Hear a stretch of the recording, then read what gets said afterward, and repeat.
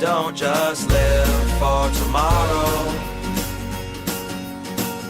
or just live in yesterday. Just be glad for all you have that's in today. Hey everyone, Connie here, and welcome to my blind reaction to Digimon Adventure 2020, episode 32. So, last time we left off, we got a bunch of lore, a bunch of information from Lockmon about the previous war and what's to come. We also had some fights with some Bakimon and Metal Phantomon, which got to show off some more awesome stuff. We got to see more of War Greymon and everything in the mix of this all. And it definitely felt like we're really going to start getting into things. Because we did get confirmation that there is a second Holy Digimon that is going to be the partner for Hikari, which we already knew as fans of the original, but it's like it's building up in a way that the original didn't, while also like skipping on with stuff that the original spent more time on. So it's kind of doing an interesting thing here.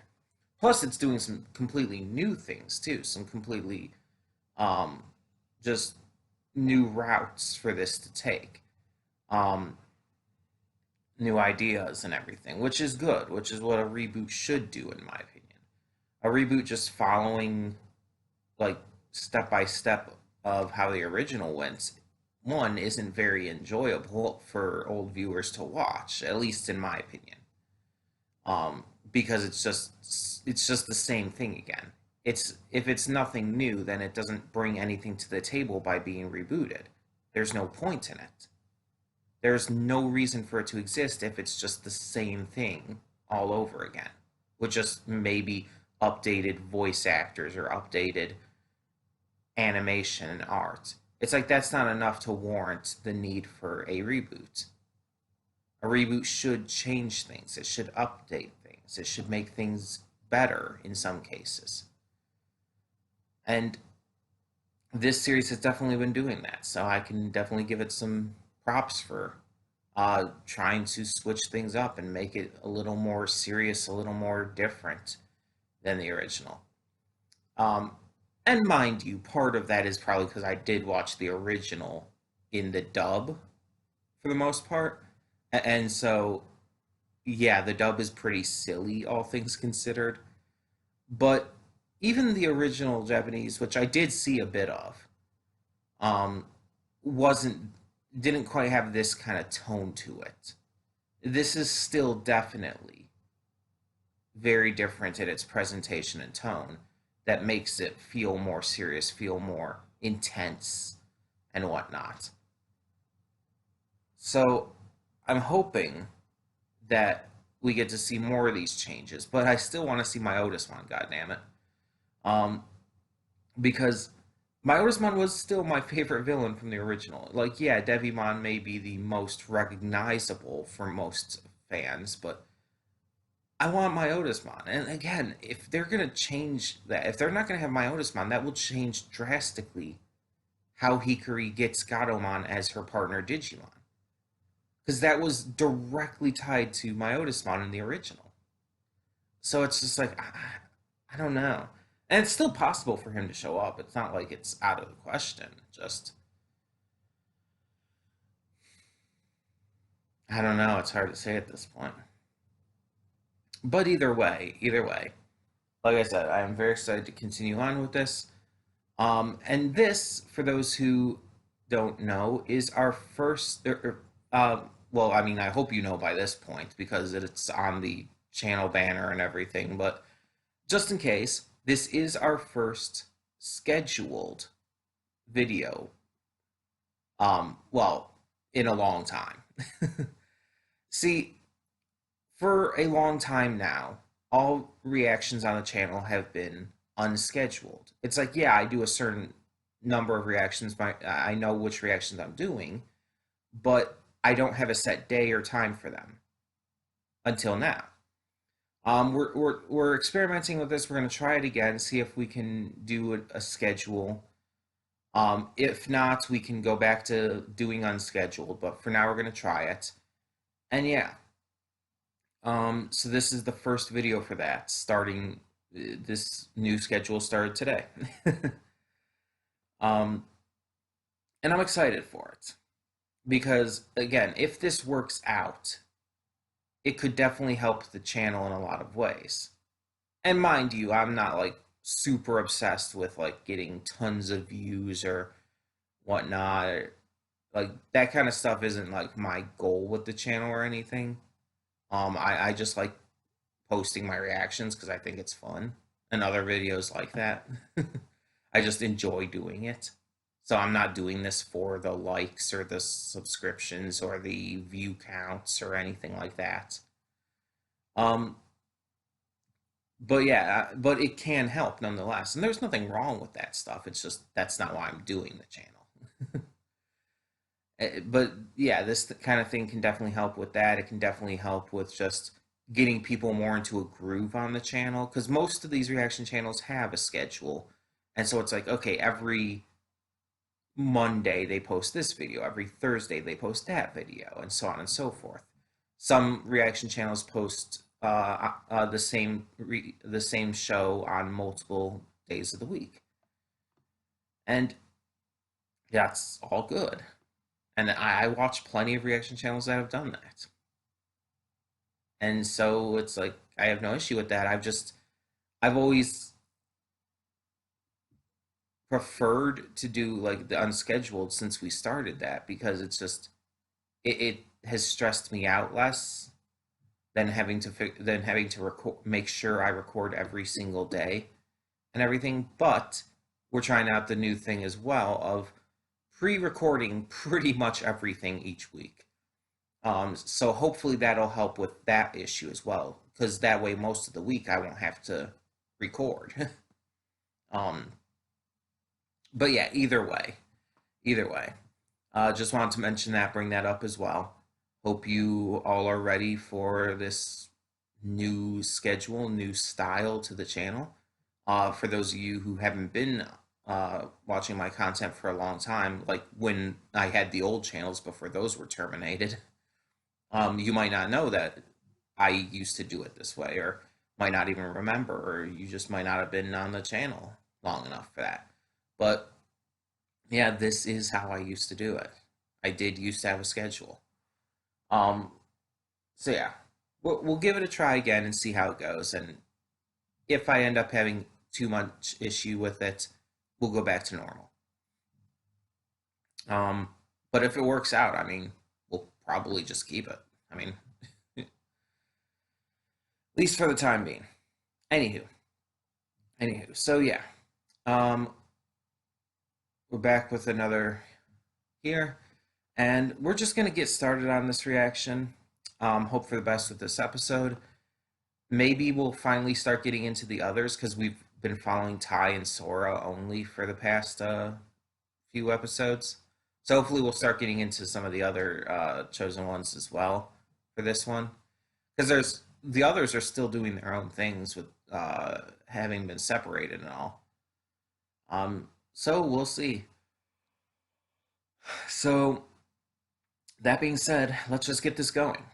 When the screen fades black, pause this redirect and go to the description below. Follow the link to the reaction, and after you watch it, come back here to the redirect and resume play. Because after it fades black and then fades back in, everything from that point forward will be my afterthoughts and will contain spoilers to the episode. So, that being said, thank you so much for tuning in, and I will see you at the reaction.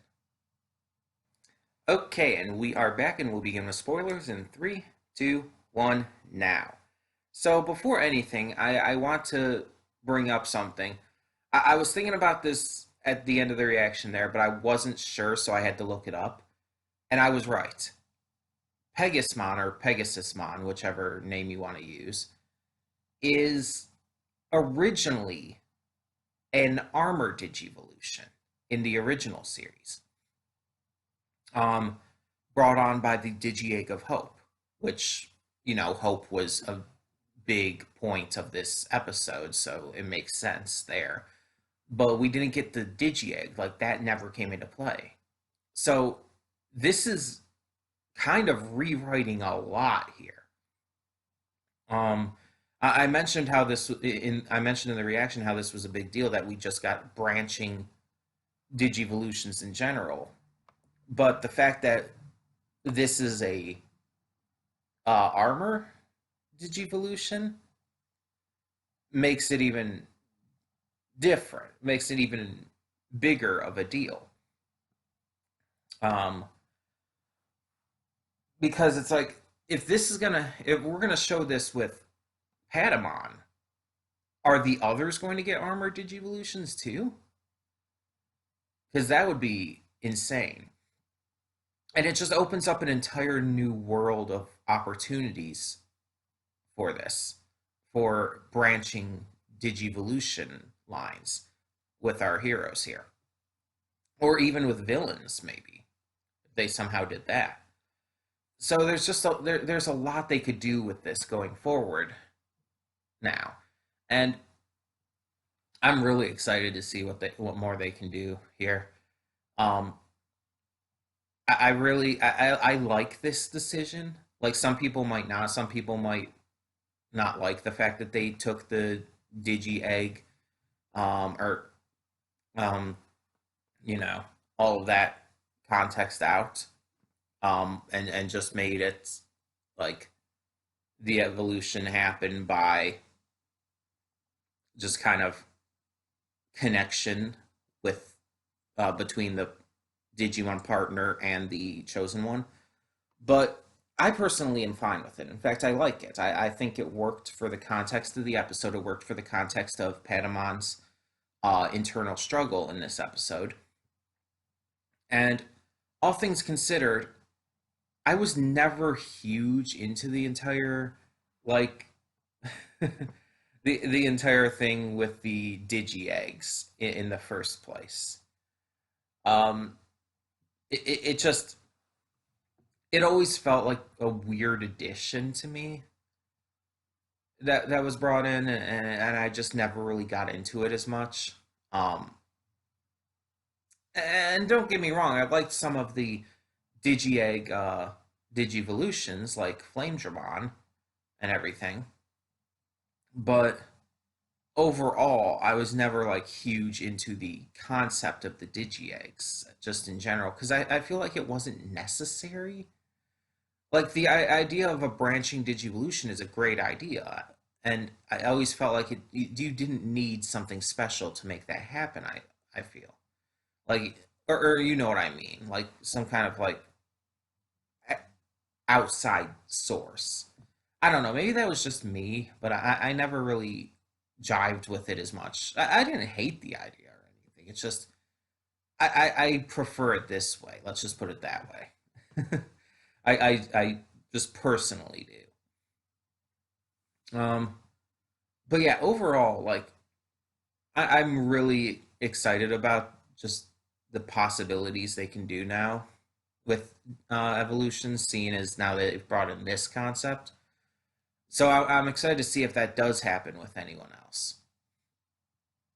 Um, so in this episode, we also got Fangmon and Cerberamon. Um, Fangmon are these like red wolf Digimon, and they're very agile, very fast, and very vicious.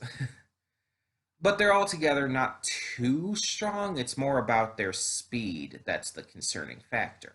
Their speed and agility makes them a tough opponent to take on. And Cerberamon, that is that's a bigger deal because we got the stage up to ultimate level, but on top of that, Cerberamon also is just extremely strong. Um, he shows a lot of ability and strength, and just that laser attack alone is really powerful. But it ends up taking two ultimate level Digimon, as well as a armor level Digimon, to be able to take him out, which shows that yeah, he was a bit of an issue there. Now, mind you, Pegasmon could easily have taken him out alone. Easily. But Garudamon and Metal Greymon, it's like, one, you have to have Metal Greymon in there because main character status, basically. Um, and they wanted to make sure that Sora, I assume, wasn't left behind either and had a role to play in the battle too. And I don't mind. I don't mind them helping out in the final battle, helping him win. I'm just saying Pegasus could have handled it on his own. That's all I'm saying. We got some glimpses into some of the others. Two specific, well, three kind of. We saw Matt and Garurumon like just kind of riding off, like not really much happening there. But we saw Mimi was cheering on Togemon as Togemon was boxing with Golemon. And I'm not actually sure if it was supposed to be a friendly match or if they were actually fighting because the way Mimi and the Gotsumon were cheering them on and everything, it almost seemed like it was like some kind of fun, friendly match. I don't know. Um, but then we saw Joe as well, and the Nannymon haven't done anything to him. They're just there. Instead, there's a Blossomon that came out of nowhere that is attacking him. And so it's like, okay, why not? Um, but we haven't gotten any like progress with any of those other storylines yet, with any of our other heroes. They're just kind of there and mostly being shown in the background and whatnot. So I'm hoping we do get something more with them soon, and I don't want it to necessarily be like they did with this episode every time, where it's like, oh, our heroes who have grouped together already are going to find someone else every episode, and they're just gonna have a big moment each episode. It's like, that feels cheap, in my opinion. Um, like it could be done well, but it feels a little cheap if they just kept doing it that way. I want to see these characters actually have a big moment on their own without having to need the others around them. And I get what Digimon kind of goes for with the entire like teamwork and friendship thing, and I get that. Like that's always been Digimon's thing. But at the same time, I do want to see them be able to overcome these obstacles on their own. I just feel like it would mean a little more. You know what I mean? Maybe that's just me. I don't know. But this was definitely a very good episode. It changes a lot. It definitely makes things more interesting, at the very least. um, and I really can't wait to see what more they do with just these concepts that they introduced. And also, before I end this, I do really want to mention I really did like Padamon's internal struggle in this episode. I felt it was really well done. The fact that Patamon was hurt, was not able to fly, was having all these just troubles in just how he was thinking and how he was like viewing the situation and all. Um, and then Takeru comes in with his little example, his little metaphor with the swimming and everything, and it's like I really like this. It's really fun, cute, but also meaningful. It has a lot of depth to it, and I really appreciate that.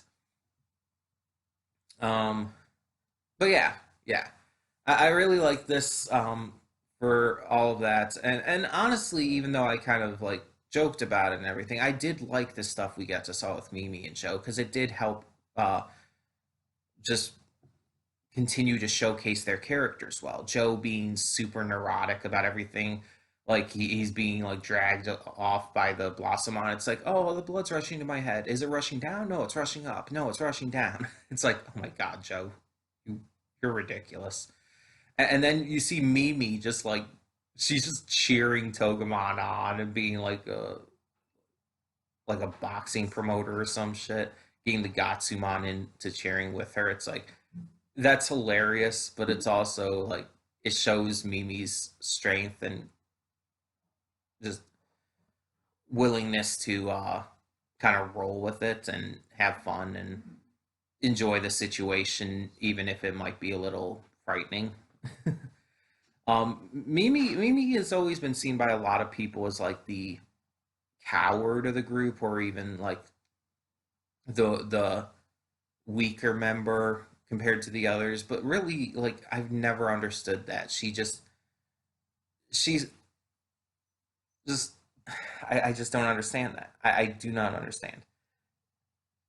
She's shown tremendous bravery, tremendous strength in the original series, and definitely in this one. And I just really love seeing her showcase that strength because it just helps make her feel like a more exciting character to root for. Honestly, in this reboot so far, she's definitely one of my favorites, and she was one of my favorites in the original when I was growing up and all. But she's definitely one of my favorites, and kind of for the same reasons, kind of for different ones, because she's kind of inspiring in a way. Just seeing the way she handles situations and all. Even the ones where she doesn't handle them super well, because honestly, that's relatable. But the fact that there are ones that she can rise above and handle like in a really smart, fun, or just like exciting way, it's really entertaining and really cool to see and inspiring to a degree. So yeah, I really enjoyed this episode. Wasn't my favorite necessarily, but I did really enjoy it. And I definitely can't wait to see where we go next. So thank you all so much for tuning into the first of our weekly reactions to Digimon Adventure 2020. We will return with this next Monday. Um, so yeah, you can actually expect it then. um, you can actually expect when the next one will come. But either way, tell me in the comments below what you thought of this episode of Digimon Adventure 2020, and thank you so much for tuning in. For now, I'm Connie, and I'm signing off. See y'all next time.